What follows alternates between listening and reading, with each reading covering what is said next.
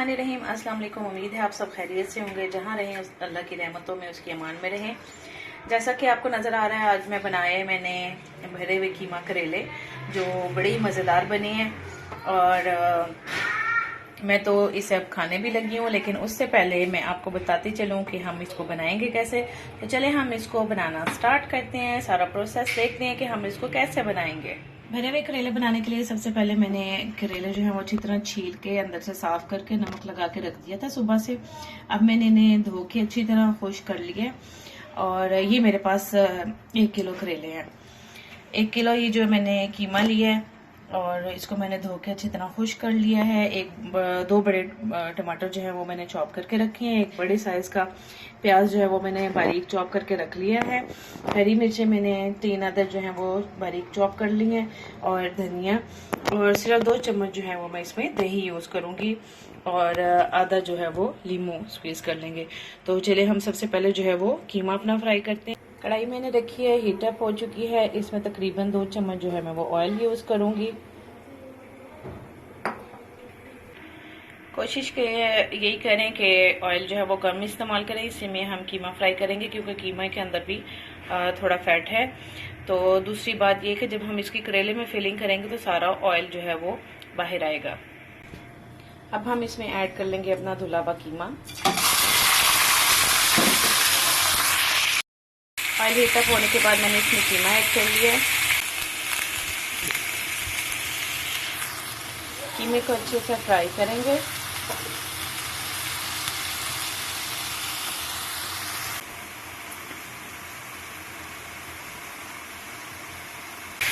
कीमा जो है वो हमारा फ्राई हो चुका है। अब हम इसमें डालेंगे इसका मैंने चॉप करके जो है वो क्रश करके टमाटर रख लिया था, इसकी भुनाई के लिए डालेंगे। और 1 चम्मच भर के डाल देंगे हम लहसुन अदरक का पेस्ट और इसे अच्छी तरह इसकी भुनाई करेंगे। अच्छी से इन्हें मिक्स करेंगे ताकि जल्दी से फ्राई हो जाए। अब हम इसमें डालेंगे मसाला जात। 1 चम्मच डालेंगे भर के नमक, 1 चम्मच भर के लाल मिर्च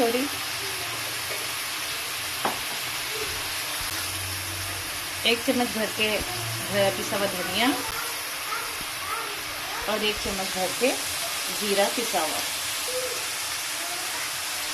1/4 चम्मच इसमें डालेंगे हल्दी और अब इसे हम अच्छे से मिक्स कर लेंगे और साथ साथ इसे भूनते जाएंगे। आज धीमी रखनी है क्योंकि मैंने ऑयल जो है वो इसमें ज़्यादा नहीं डाला, तो ये कढ़ाई के साथ जल ना जाए। साथ साथ इसे भूनते जाएं। 2 चम्मच हम इसे डाल लेंगे दही ताकि इसकी भुनाई और अच्छी हो जाए। अब इसे भूनते रहेंगे जब तक कि ये अच्छे से फ्राई नहीं हो जाता।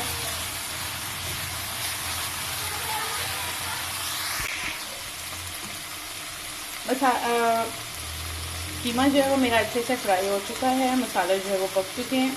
अब मैंने जो चॉप करके रखी थी प्याज वो इसमें डाल दूंगी और साथ ही ऐड कर दूंगी हरी मिर्च। तो अच्छे से मिक्स कर लेंगे,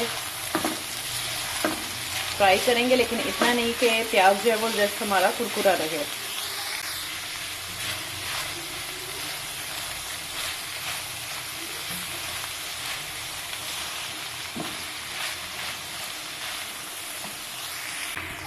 अब हम इसमें डाल देंगे अपने टमाटर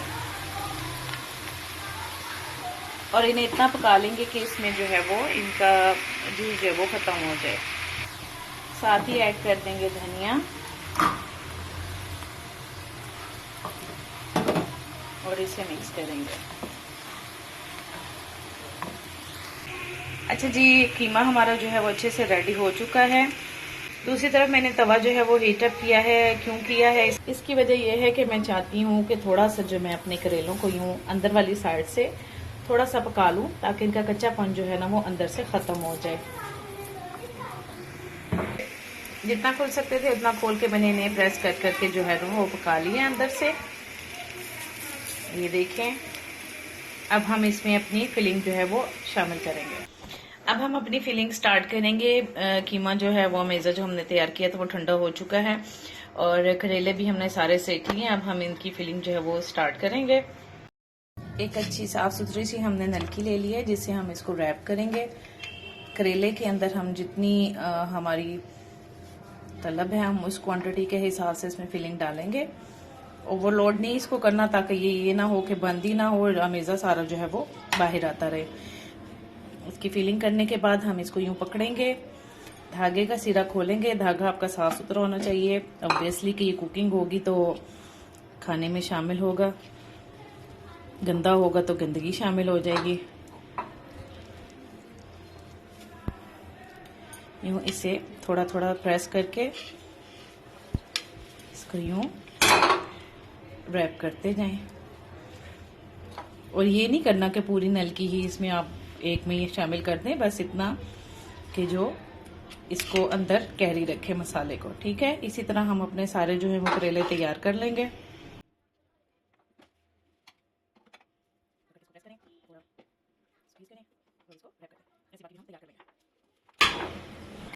جی تو جناب ہم نے سارے کریلوں کی فیلنگ جو ہے وہ کر لی ہے, کچھ بچ بھی گئی ہے. تو اب ہم کیا کریں گے, توا ہم نے ہیٹ اپ کر لیا تھا اچھے سے اور اس کو ہم نے میڈیم فلیم پہ کر لیا ہے.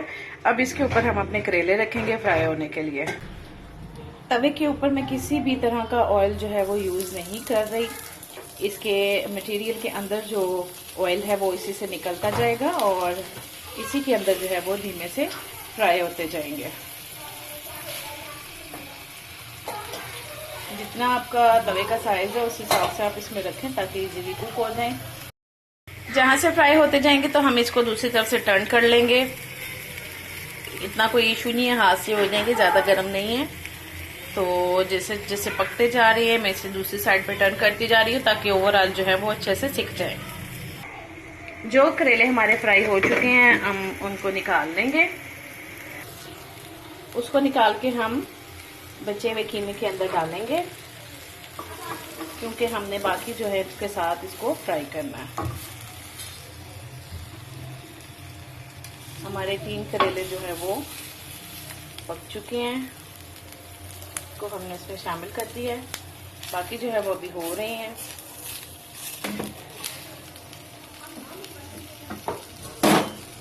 اس کو ہم دوبارہ سے ڈھک دیں گے اور کوک ہونے دیں گے.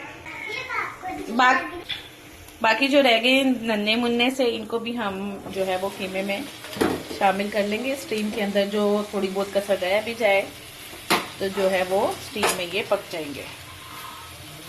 ان کو بھی ہم اس میں ڈال دیں گے.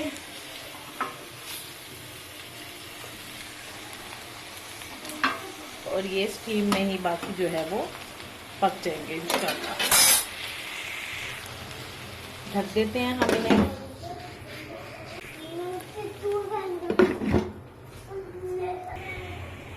کریلے ہمارے بن کے تیار ہو چکے ہیں.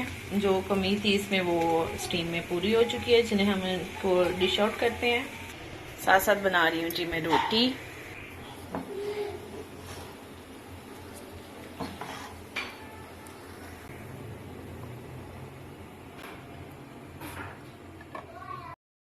جی جناب کریلے ہمارے پک کے تیار ہو چکے ہیں. ہم نے اسے ڈش آؤٹ کر لیا ہے اور گرما گرم کریلے جو ہیں بڑے مزیدار لگ رہے ہیں. اس کے ساتھ ہماری لوازمہ جو ہیں, سلاد, رائتا سب ریڈی ہے. تو ہم اسے کھائیں گے اور انجوائے کریں گے. اگر آپ کو پسند ہے تو لائک, شیئر, سبسکرائب کرنا مت بھولیے گا. دعا میں یاد رکھیں. اللہ حافظ.